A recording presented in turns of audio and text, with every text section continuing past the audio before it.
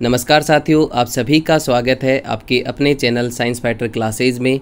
आज की इस क्लास के माध्यम से हम पढ़ने वाले हैं राजस्थान के मेले और त्यौहार। बहुत ही शानदार तरीके से, बेहतरीन तरीके से इस टॉपिक को आज की इस क्लास के माध्यम से हम पढ़ने वाले हैं।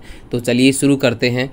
आप सभी जानते हैं, कोई भी तिथि हम मनाते हैं, कोई भी दिवस हम मनाते हैं, तो उसका आधार क्या होता है? उसका आधार होता है कैलेंडर। इस प्रकार से कैलेंडर का योगदान हमारे जीवन में बहुत ही महत्वपूर्ण है। दोस्तों, बात करें भारत में प्रचलित कैलेंडरों की, तो कुल 4 प्रकार के कैलेंडर आपको याद रखने हैं। उनको आप यहाँ से नोट कर सकते हैं। उनमें से एक है विक्रम संवत, उनमें से एक है साथियों विक्रम संवत। एक है ग्रिगोरियन कैलेंडर, आप यहाँ से नोट करते जाएं। एक है विक्रम संवत और एक है ग्रिगोरियन कैलेंडर।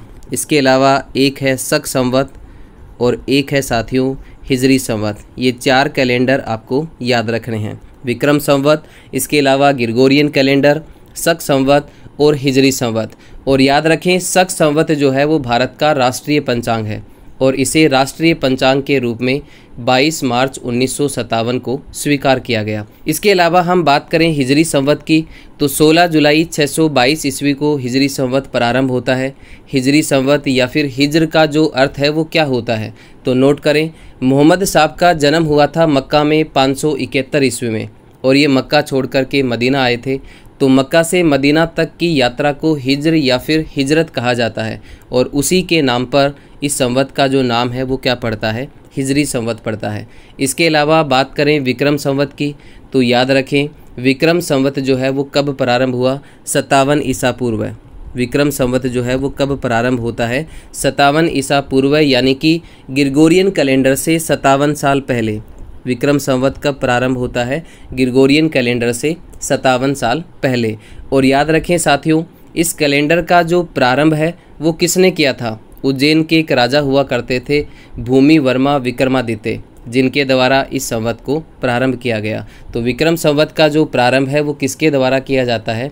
उज्जैन के राजा भूमि वर्मा विक्रमादित्य के द्वारा। इस प्रकार से भूमि वर्मा विक्रमादित्य ने 57 ईसा पूर्व का मतलब ग्रिगोरियन कैलेंडर, यानी कि वर्तमान में जो सन चल रही है उससे 57 साल पहले, जैसे कि आज 2023 है, तो विक्रम संवत कौन सा होगा? इसमें 57 हम ऐड करेंगे तो क्या आएगा? 2080। तो विक्रम संवत कौन सा होगा आपका? 2080 होगा। तो याद रखें, विक्रम संवत ग्रिगोरियन कैलेंडर से 57 साल आगे है और इसे प्रारंभ करने वाले थे उज्जैन के राजा भूमि वर्मा विक्रमादित्य। इसके अलावा नोट करें, ये चंद्र गणना पर आधारित है। वेरी इंपॉर्टेंट, विक्रम संवत जो है वो किस पे आधारित है? चंद्र गणना पर आधारित है। और इसमें एक साल में महीनों की जो संख्या होती है वो कितनी होती है? 12 होती है। और एक महीने में दिनों की संख्या की हम बात करें तो एक महीने में दिनों की जो संख्या होती है वो कितनी होती है? 29.5 होती है। जबकि एक साल में कुल दिनों की जो संख्या है वो होती है 354 या फिर 355। आप यहाँ से नोट करते जाएं। विक्रम संवत में एक साल में दिनों की जो संख्या होती है वो कितनी होती है? 354 या फिर 355। विक्रम संवत के प्रारंभिक मास की बात करें तो इसका प्रारंभिक मास होता है चैत्र और अंतिम मास होता है फाल्गुन। विक्रम संवत का जो प्रारंभिक मास है वो चैत्र होता है और अंतिम मास क्या होता है? फाल्गुन होता है। इसके आगे बात करें ग्रिगोरियन कैलेंडर की, तो इसका जो आधार वर्ष है वो क्या है? 0। ग्रिगोरियन कैलेंडर का जो आधार वर्ष है वो क्या है साथियों? 0 है। और दोस्तों, ग्रिगोरियन कैलेंडर जो है वो किस पर आधारित है? सौर गणना पर आधारित है। और याद रखें, एक सौर मास एक चंद्र मास से 10 दिन बड़ा होता है।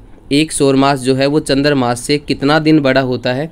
10 दिन बड़ा होता है। तो ग्रिगोरियन कैलेंडर में एक वर्ष में दिनों की जो संख्या है वो विक्रम संवत से 10 दिन ज़्यादा। तो विक्रम संवत में दिनों की संख्या क्या होती है? 354। तो ग्रिगोरियन कैलेंडर में दिनों की जो संख्या है वो कितनी होगी? 365। और लीप वर्ष की हम बात करें तो लीप वर्ष में दिनों की संख्या क्या होगी? 366 होगी। ग्रिगोरियन कैलेंडर के प्रारंभिक माह की हम बात करें तो इसका प्रारंभिक महीना होता है जनवरी और अंतिम महीना होता है दिसंबर। इसके बाद है आपका शक संवत। शक संवत की हम बात करें तो शक संवत जो है वो 78 ईस्वी में प्रारंभ होता है। शक संवत का जो प्रारंभ वर्ष है वो कौन सा है?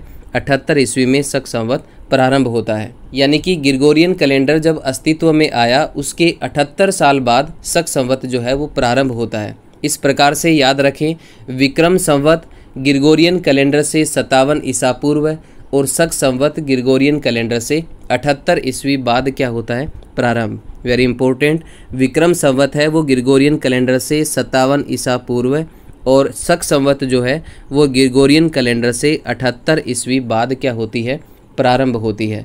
यानी कि विक्रम संवत और शक संवत में कुल 135 सालों का अंतर है। आप यहाँ से देख सकते हैं, विक्रम संवत और शक संवत में यदि हम सालों का अंतर देखें तो कितना अंतर आपको देखने को मिलेगा, 57 + 78 कुल कितना हो गया, 135 सालों का अंतर आपको देखने को मिलता है। और यही जो 135 सालों का अंतर है ये क्या कहलाता है, साका संवत कहलाता है। क्या कहलाता है, साका संवत। तो याद रखें, विक्रम संवत और शक संवत के मध्य जो अंतराल है उसे साका संवत कहते हैं और इन दोनों के मध्य 135 सालों का अंतराल होता है। यानी कि मैं ये कह सकता हूँ कि विक्रम संवत के 135 साल बाद शक संवत क्या होता है, प्रारंभ होता है।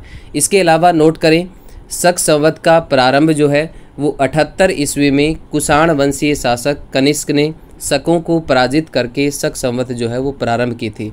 तो शक संवत का प्रारंभ जो है वो किसके द्वारा किया जाता है, कनिष्क के द्वारा। कुषाण वंशीय शासक कनिष्क के द्वारा शकों को पराजित करके शक संवत की शुरुआत की जाती है। और याद रखें, जो शक संवत है वो किस पर आधारित है, सौर गणना पर आधारित है। और जो सौर गणना पर आधारित होगा उसमें सामान्य वर्ष में कितने दिन होंगे, 365 दिन होंगे और लीप वर्ष में कितने होंगे, 366 दिन होंगे। शक संवत के प्रारंभिक माह की हम बात करें तो शक संवत का प्रारंभिक माह जो है वो चैत्र होता है और अंतिम माह फाल्गुन होता है। इसके अलावा नोट करें, शक संवत को 22 मार्च 1957 में राष्ट्रीय पंचांग के रूप में अपनाया जाता है। हिजरी संवत की हम बात करें तो हिजरी संवत की जो शुरुआत है वो कब होती है, 16 जुलाई 622 ईस्वी को होती है। हिजरी संवत का जो प्रारंभिक महीना होता है वो मुहर्रम होता है और अंतिम महीना जो है वो क्या होता है, जिहालिज होता है। इसके अलावा वेरी इंपॉर्टेंट, विक्रम संवत में हर 3 साल में एक बार महीनों की जो संख्या है वो कितनी होती है, 13 होती है। आप यहाँ से नोट कर सकते हैं, विक्रम संवत में हर 3 साल में एक बार महीनों की जो संख्या होती है वो कितनी होती है, 13 होती है। और उसे क्या कहा जाता है, अधिवर्ष कहा जाता है। और इसका कारण है साथियों सूर्य संक्रांति। सूर्य संक्रांति का मतलब सूर्य हर साल हर महीने में एक राशि को छोड़ कर के दूसरी राशि में प्रवेश करता है, इसी को सूर्य संक्रांति कहा जाता है। और जिस साल जिस महीने में सूर्य राशि परिवर्तन नहीं करता उस माह साल में 13 महीने होते हैं। कितने महीने होते हैं, 13 महीने होते हैं। चलिए इसे विस्तार से समझते हैं। दोस्तों, विक्रम संवत में चैत्र से लेकर के फाल्गुन तक कुल 12 महीने होते हैं। अब जिस भी महीने में सूर्य संक्रांति नहीं होगी उसी माह साल में कितने महीने होंगे, 13 महीने होंगे। मान लीजिए भाद्रपद माह में सूर्य ने अपनी राशि परिवर्तन नहीं की, यानी कि एक ही राशि में स्थिर रहा, तब इस भाद्रपद मास को तो हम बढ़ा हुआ मास या फिर पुरुषोत्तम मास मानेंगे और सामान्य जो भाद्रपद मास होगा वो जस्ट इसके बाद का महीना होगा। यानी कि वापस अगला महीना जो है वो भी आपका कौन सा शुरू होगा, भाद्रपद शुरू होगा। इस प्रकार से कैलेंडर के बारे में हमने विस्तार से पढ़ा। यदि आपको ईस्वी सन दे रखा है और विक्रम संवत पूछा है तो ईस्वी सन में 57 यदि हम जोड़ेंगे तो आपको विक्रम संवत प्राप्त होगा। और यदि विक्रम संवत दे रखा है और ईस्वी सन पूछा है तो विक्रम संवत में आपको 57 घटाना है तो आपको ईस्वी सन प्राप्त होगा। इसी प्रकार ईस्वी सन देकर के शक संवत आपसे पूछा गया हो तो ईस्वी सन में 78 घटाने पर आपको शक संवत प्राप्त होगा और यदि शक संवत में 78 जोड़ देंगे तो आपको ईस्वी सन प्राप्त होगा। अब दोस्तों बात करें मेले और त्योहारों की तो याद रखें, मेले और त्यौहार जो है वो किस संवत के हिसाब से चलते हैं, विक्रम संवत के हिसाब से। दोस्तों, विक्रम संवत के एक माह में तिथियों की जो संख्या होती है वो कितनी होती है, 16 होती है। आप यहाँ से नोट करते जाएं, विक्रम संवत जो होती है, विक्रम संवत में एक माह में तिथियों की जो संख्या होती है वो कितनी होती है, 16 तिथि होती हैं। विक्रम संवत में एक माह में कितनी तिथियां होती हैं, 16 तिथियां होती हैं। तिथियों की हम बात करें तो प्रतिपदा यानी एकम से लेकर के चतुर्दशी तक 14 तिथि। इसके अलावा एक होती है आपकी अमावस्या और एक होती है पूर्णिमा। इस प्रकार से कुल कितनी तिथियां होती हैं, 16 तिथियां होती हैं। इसके अलावा नोट करें, विक्रम संवत के माह का जो प्रारंभ है वो कृष्ण पक्ष में होता है, जिसे हम बदी कहते हैं, यानी कि अंधेरी रातें, जबकि माह का जो समापन होता है वो शुक्ल पक्ष में होता है, जिसे हम सुदी कहते हैं, यानी कि चांदनी रातें। अब बात करें विक्रम संवत के महीनों की, तो विक्रम संवत में कुल 12 महीने होते हैं। अभी हमने पढ़ा कि विक्रम संवत में कुल कितने महीने होते हैं, 12 महीने होते हैं, जिनमें पहला महीना जो है वो चैत्र होता है, दूसरा वैशाख होता है, तीसरा ज्येष्ठ होता है, उसी प्रकार से आषाढ़, श्रावण, भाद्रपद, आश्विन, कार्तिक, मार्गशीर्ष, पौष, माघ और फाल्गुन, इस प्रकार से कुल 12 महीने होते हैं। दोस्तों अब बात करें कि ग्रिगोरियन कैलेंडर में चैत्र महीना कब आता है, तो आप यहाँ से नोट कर सकते हैं। चैत्र महीना जो है वो कब आता है, मार्च अप्रैल में। उसी प्रकार अप्रैल मई में वैशाख, मई जून में ज्येष्ठ, जून जुलाई में आषाढ़, जुलाई अगस्त में श्रावण, अगस्त सितंबर में भाद्रपद, सितंबर अक्टूबर में आश्विन, अक्टूबर नवंबर में कार्तिक, नवंबर दिसंबर में मार्गशीर्ष, दिसंबर जनवरी में पौष, जनवरी फरवरी में माघ और फरवरी मार्च में फाल्गुन। अब इसमें भी आपको ध्यान रखना है, सबसे गर्म महीने की हम बात करें तो सबसे गर्म महीना जो है वो आपका मई जून यानी कि ज्येष्ठ महीना, और सबसे ठंडा महीना है साथियों दिसंबर जनवरी यानी कि पौष महीना। इसके अलावा आषाढ़ मास की शुक्ल पक्ष की एकादशी से कार्तिक मास की शुक्ल पक्ष की एकादशी, वेरी इंपॉर्टेंट, आषाढ़ मास की शुक्ल पक्ष की एकादशी से कार्तिक मास की शुक्ल पक्ष की एकादशी तक कुल 4 महीने होते हैं, और इन 4 महीनों को क्या कहा जाता है, चौमासा कहा जाता है। इसके अलावा नोट करें, आषाढ़ मास की शुक्ल पक्ष की जो एकादशी होती है उसे देवशयनी एकादशी कहते हैं, और कार्तिक मास की शुक्ल पक्ष की जो एकादशी होती है उसे देव उठनी एकादशी कहा जाता है। इस प्रकार से इन 4 महीनों में शादी का किसी भी प्रकार का मुहूर्त नहीं होता है। दोस्तों राजस्थान में त्योहारों का जो प्रारंभ है वो चैत्र माह में नहीं माना जाता, जबकि श्रावण मास में माना जाता है। राजस्थान में त्योहारों का जो प्रारंभ है वो किस महीने में माना जाता है, श्रावण महीने में माना जाता है। कहावत है अपने राजस्थान में, तीज त्योहारा बावड़ी ले डूबी गणगौर, यानी कि हमारे त्योहारों का जो प्रारंभ होता है वो श्रावण मास की शुक्ल पक्ष की तृतीया श्रावणी तीज से होता है, और समापन जो है वो चैत्र शुक्ल तृतीया यानी कि गणगौर से होता है। लेकिन यदि आपसे पूछा जाए कि कैलेंडर वर्ष के अनुसार सबसे पहला त्यौहार कौन सा आएगा, तो पहला त्यौहार गणगौर आता है, क्योंकि कैलेंडर वर्ष में सबसे पहला महीना ही कौन सा होता है, चैत्र होता है। तो चलिए कुछ प्रमुख त्योहारों की चर्चा हम यहाँ पे करेंगे, और सबसे पहले हम पढ़ेंगे श्रावण मास के त्यौहार। इनको एक ट्रिक के माध्यम से आप याद कर सकते हैं। श्रावण में नानी हंस रही, ना का मतलब नाग पंचमी, नी का मतलब निड्री नवमी, है का मतलब हरियाली अमावस्या, से का मतलब श्रावणी तीज, और रे का मतलब रक्षाबंधन। इसके अलावा आपको याद रखना है कामिका एकादशी, और एक याद रखना है सिंझारा। बस इतने से त्यौहार आपको श्रावण महीने में याद रखने हैं। चलिए अब एक एक त्यौहार के बारे में विस्तार से पढ़ते हैं, और सबसे पहले हम पढ़ेंगे नाग पंचमी। सबसे पहला जो त्यौहार है आपका वो है नाग पंचमी। दोस्तों नाग पंचमी का जो पर्व है वो श्रावण मास की कृष्ण पक्ष की पंचमी को आता है। नाग पंचमी का जो पर्व है वो कब आता है, श्रावण मास की कृष्ण पक्ष की पंचमी को, और इस दिन घरों में मिट्टी के मटकों पर कोयले से सांप बनाकर उनकी पूजा की जाती है। इस दिन सांप को दूध पिलाया जाता है। और सबसे महत्वपूर्ण बात, नाग पंचमी का मेला मंडोर जोधपुर में भरता है। कहाँ पे भरता है, मंडोर जोधपुर में। ध्यान रखना, समूचे भारत में नाग पंचमी का पर्व श्रावण मास की शुक्ल पक्ष की पंचमी को मनाया जाता है, लेकिन राजस्थान और बंगाल में कृष्ण पक्ष की पंचमी को मनाया जाता है। इसके बाद दूसरा पर्व आता है निड्री नवमी। आप यहाँ से नोट करते जाएं। इसके बाद जो अगला पर्व है वो है साथियों निड्री नवमी। निड्री नवमी की हम बात करें तो निड्री नवमी कब आती है, श्रावण मास में कृष्ण पक्ष की नवमी। श्रावण मास में कृष्ण पक्ष की नवमी जो है उसको निड्री नवमी मनाई जाती है, और इस दिन नेवले की पूजा की जाती है। किसकी पूजा की जाती है, नेवले की, इसीलिए इसे नेवला नवमी भी कहा जाता है। इसके बाद अगला पर्व आता है कामिका एकादशी, वेरी इंपॉर्टेंट। इसके बाद अगला जो पर्व है वो कौन सा आता है, कामिका एकादशी। आप यहाँ से नोट करते जाएं। निड्री नवमी के बाद अगला जो पर्व है वो कौन सा आता है, कामिका एकादशी। कामिका एकादशी की हम बात करें तो श्रावण मास में कृष्ण पक्ष की एकादशी को कामिका एकादशी मनाई जाती है। इस दिन कार्य शुभारंभ शुभ माना जाता है। और नोट करें, कामिका एकादशी जो है वो भगवान विष्णु को समर्पित है। इसके अलावा नोट करें, इस दिन पुत्रवती महिलाएं जो हैं वो व्रत रखती हैं।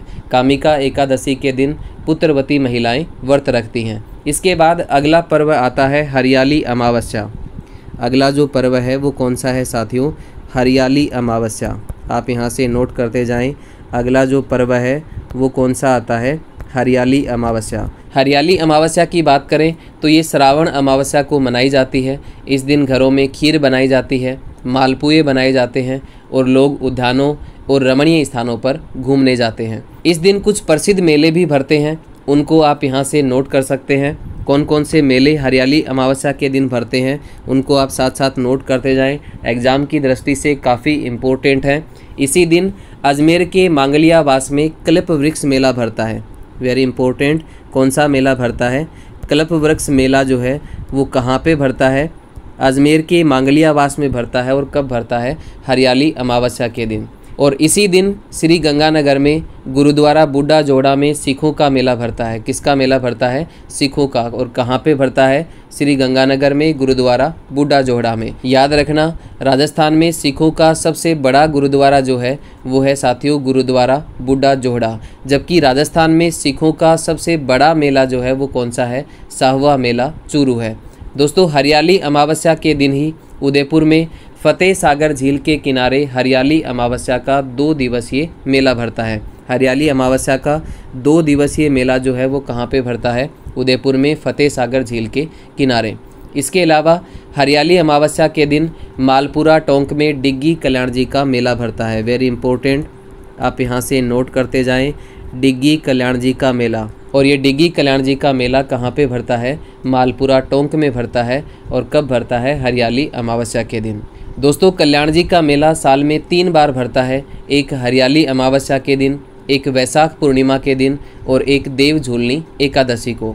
इसके अलावा नोट करें, हरियाली अमावस्या के दिन ही मंडफिया चित्तौड़गढ़ में सांवलिया सेठ का मेला भरता है। सांवलिया सेठ के मेले की हम बात करें तो सांवलिया सेठ का मेला भी साल में 2 बार भरता है, एक हरियाली अमावस्या के दिन और एक देव झूलनी एकादशी के दिन। इस प्रकार से हरियाली अमावस्या के दिन 5 मेले आपको याद रखने हैं। दोस्तों, श्रावण का जो महीना होता है वो अपने हिंदू धर्म में पवित्र माना जाता है और श्रावण का महीना भगवान शिव को समर्पित है। वेरी इंपॉर्टेंट, श्रावण का जो महीना है वो किसको समर्पित है? भगवान शिव को समर्पित है। इस महीने में महिलाएं पति की दीर्घायु के लिए और बालिकाएं अच्छे वर की प्राप्ति के लिए सोमवार का व्रत रखती हैं। और ध्यान रखना, श्रावण का प्रत्येक सोमवार वन सोमवार कहलाता है। श्रावण का प्रत्येक सोमवार क्या कहलाता है? वन सोमवार कहलाता है। इसके अलावा नोट करें, श्रावण माह के प्रथम मंगलवार को महिलाएं जो होती हैं वो मंगला गौरी व्रत रखती हैं। इसके अलावा नोट करें, श्रावण मास के अंतिम सोमवार को मंडोर जोधपुर में वीरपुरी का मेला भरता है। वेरी इंपॉर्टेंट, श्रावण मास के अंतिम सोमवार को मंडोर जोधपुर में किसका मेला भरता है? वीरपुरी का मेला। आप यहाँ से नोट कर सकते हैं, वीरपुरी का जो मेला है वो कहाँ पे भरता है? मंडोर जोधपुर में। और कब भरता है? श्रावण मास के अंतिम सोमवार को भरता है। हरियाली अमावस्या के दिन वो महिलाएं जिनकी संतान जन्म लेते ही मृत्यु को प्राप्त हो जाती है, उन महिलाओं के द्वारा पिठोरी व्रत रखा जाता है। आप यहाँ से नोट करते जाएं, कौन सा व्रत रखा जाता है? पिठोरी व्रत। वेरी इंपॉर्टेंट, पिठोरी व्रत जो है वो किनके द्वारा रखा जाता है? वो महिलाएं जिनकी संतान जन्म लेते ही मृत्यु को प्राप्त हो जाती है। तो आज के लिए साथियों इतना ही, मिलते हैं नेक्स्ट वीडियो में। तब तक के लिए आप सभी साथियों का बहुत बहुत धन्यवाद। जय हिंद, जय भारत।